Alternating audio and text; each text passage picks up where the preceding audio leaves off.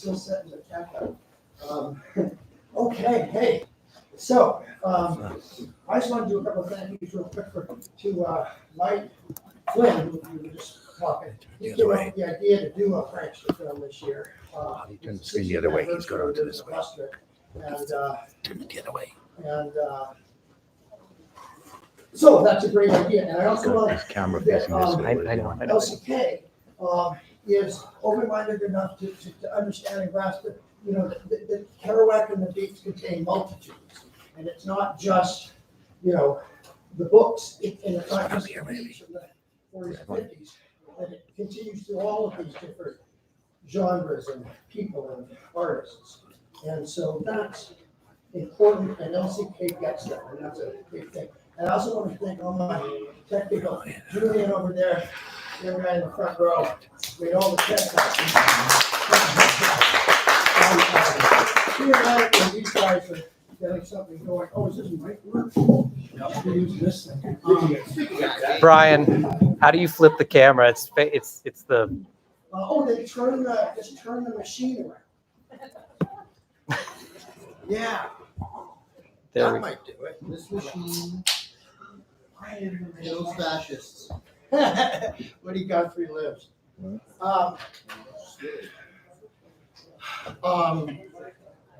So that's all of that. Okay, so this film, maybe I'll use this. This film is from the pranksters in 1964 when they did the trip, filmed it. And, but something I'll get into later, but they couldn't hook up the video to the audio. That wasn't invented yet. And, or some people were just doing it at that time, and they are living examples of why it needed to be done. 16 mil could not be connected to an audio. So you could film something, or you could audio tape it, but you couldn't do both. And the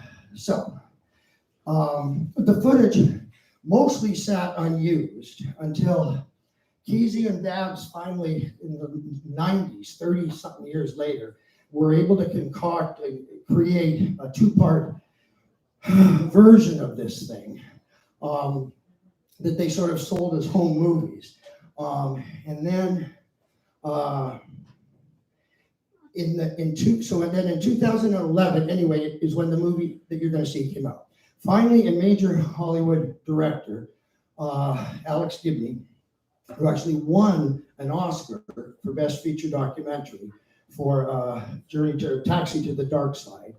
He was also nominated for the Enron Smartest People in the Room documentary. So a major Hollywood director had to take this on. And it took 6 years to get the footage restored from actually Martin Scorsese's Film Foundation, largely funded it and paid film restoration experts at UCLA to restore the film. It was just so, badly treated, let's say, over the many decades. And even the perforations on the side of the film were, in some cases, destroyed. So it was a 6-year restoration project. And then Alex Gibney, great director, he also did Gonzo, by the way, the official Hunter Thompson biography. And, so sort of what Jack and the Beats were to the 50s, Kesey and the Pranksters were to the 60s, and Hunter sort of was to the 70s. So this guy's really got his intention and, sensibilities in the right place. And great filmmakers, almost always have one particular editor that they work with. Scorsese and Thelma Schumacher, Tarantino and Sally Menke, and they work as a sort of a team, a Lennon and McCartney. They've each got different strengths, and they kind of know how the other one thinks in a way. And same case with this Alex Gibney, and his editor all along was this Allison Elwood. And he kind of gave her point position on this one. I think might have been her first, major feature directorial gig. They call themselves co-directors, but she was kind of the lead. And it's interesting because the greatest beat documentary is called The Source, and that was also made by an editor. So the two great documentaries of these two eras were actually created by editors. So be hip to that when you're watching it. The editing is absolutely spectacular, not only in how they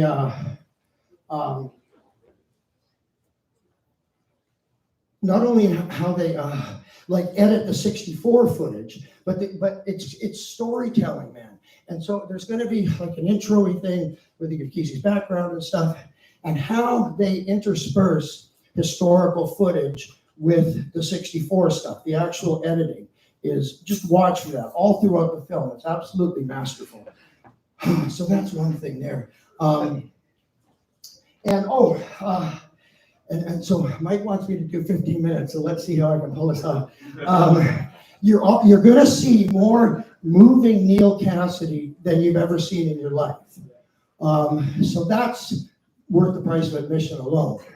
When the Keseys made Forrest Gump feather floating around, when the Keseys made it, Kesey and Babs and Intrepid Trips and Simon Babs, shout out Simon. Where was I going with the? They made this two-part thing, and unfortunately, they a small business and they stopped making them. But if you can find them, one is called North to Manhattan. It's an hour long, and it's an hour of just the trip to Manhattan. So there's even more Neal footage in that. And if you can find it, but they've stopped making it. Another thing is, I first met Kesey at the 82 Boulder on the Road Conference, and Kerouac meant the world to him. He was like Ken Kesey's hero.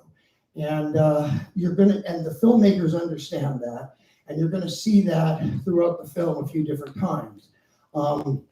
Including, fun tip for your eagle-eyed viewers, when they get to the Sometimes a Great Notion book, I think, and maybe a scholar here can correct me, but I think the only time Kerouac ever wrote a blurb for a book for another author, he wrote for Ken Kesey. And you can see it when they pan the back cover of Sometimes a Great Notion. Little quote says, "This guy Ken Kesey is really very good." A great new American novelist. And the funny thing was, they went to New York to ostensibly, so this whole trip was, well, maybe I'll tell you in a sec, but they went to New York in part to do press for Sometimes a Great Notion, which had just come out. And I don't think they did any. Like, there's no interviews or press conferences or TV appearances or anything, which is so prankster.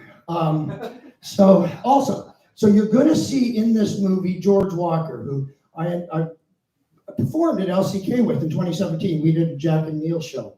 And we're going to hopefully be talking to him, the spirits and internet's willing, after the movie. So, and you can ask him questions. I'll be sitting here. I got some questions for him, but yell them out and we'll ask him. And so get hip to who he was as early as you can in the film. They'll introduce him as George Walker. He's like Paul Newman handsome. Really good looking guy, like 24 years old in this. And he's in almost every freaking scene of the movie. So it's just kind of funny and wild. Oh, and his prankster name was Hardly Visible, but the guy's like heavily visible. He's in the whole thing. He's highly visible. So, and he was also the only mechanic on the bus, which is comical. People often, somehow, I don't know if Jack sort of put out this myth that Neal Cassady was great with cars. He might have been good driving them, but he couldn't fix anything. And there's a funny story about, like, when they lived on Bancroft in San Jose, he would keep getting these junker cars and bring them back to their property there on this suburban residential street with this thing that he was going to fix them. And he couldn't fix anything. And by the time, eventually there was like a dozen wrecks sitting in their suburban yard. And they had to get the town to come and say, you got to get these things out of here. But Neil couldn't fix anything, but George could. And there's a great scene very early in the film. You're going to see this guy seeming like climbing into the engine of the bus, and that's George. There was this, Kesey's line was, you're either on the bus or off the bus. And Kesey said of George, you're either on the bus or under the bus. So he was the only mechanic, and he kept getting things. Oh, and then one other thing about getting things done. Oh, we're never going to make it here. So I'll skip all of that. So yeah, I did the 30 hours, all of that. Oh, Imaginary Forces is the graphic company the filmmakers hired to do graphics for the movie, and they're absolutely spectacular. And you're going to see them like in the opening graphics. When they have a tape of Kesey's acid test at Menlo Park. There's another time when they're all on acid when they get stuck in the mud at Wickiup. All of these things, incredibly great psychedelic visuals in this movie. And it's inspired by, the artwork is inspired by Kesey's book, The Jail Journal. And all of I've only got two hands, but this is all full of Kesey's artwork.